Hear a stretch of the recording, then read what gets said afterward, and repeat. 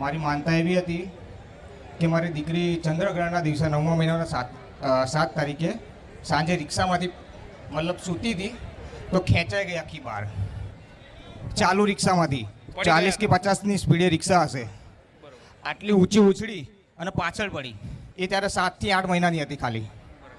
અને ત્યારે હું રામ રામ મતલબ ચાલુ જ હતું, બોલતો હતો.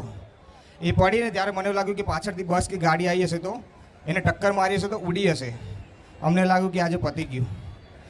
પણ એ જોયું ને પછી જ્યારે પડી ત્યારે મેં એને લીધી, ત્યારે માળીની માનતા મેં લઈ લીધી કે માં 5 નારિયેળનું તોરણ ચડાવીશ, માં એને કમ્પ્લીટ થઈ જાય તો. અને પછી ત્યાંથી અમે દવાખાને ગયા અને દવાખાને ડૉક્ટરે પહેલાં જ કહી દીધું આને કશું જ નથી. બાકી આટલા કોઈ બી પડે તો મતલબ માથું ફાટી જાય. નાની બેબી હતી, કીધું હાથ બી કમ્પ્લીટ, હાથ વળી નતો કે 3-4 ગુલાટી મારી હતી 40 ની 50ની સ્પીડે. તે છતાંય કશું જ નહીં થયું. એ સમયે તમે રિક્ષામાં બેઠા બેઠા રામ નામ જાપ કરતા? હા, રામ રામ જ. હા, કાઉન્ટર હતું મારી પાસે તો રામ રામ નામ જાપ કરતો હતો. રામ રામ જપ જપ કરતા, નામ જપ કરતા તારી દીકરી રિક્ષામાંથી પડી ગઈ. હા માં. અને પડી ગઈ અને રિક્ષામાંથી પડી હા. અને રોડ ઉપર પટકાઈ. હા, પછી તને એવું લાગ્યું કે કોઈ ગાડી એને ચડાઈ દેશે. હા, કાં તો ઉડી તો કાચી મોટો રસ્તો હતો, કદાચ બસ ને એવું બધું આવતું હોય મારી, તો મેં કીધું કદાચ એ ભટકાય, એમ કે પાછળ તો ગાડીઓ આવતી હોય.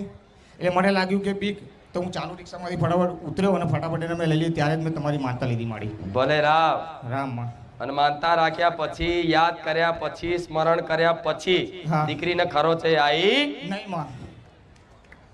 અને જે માં નિશાન હતા એ બધા નિશાન જતા રહ્યા મારી. જતા રહ્યા બધા કોઈ કહે ને ક્યાં પડી જાય કોઈ વખત. એનું કારણ તારા હાથમાં કાઉન્ટર હતું અને મુખે રામનું નામ હતું. ભલે ઘટના તો બનવાની હતી, બની. હા માં. ઘટના તો બનવાની હતી, બની. હા માં.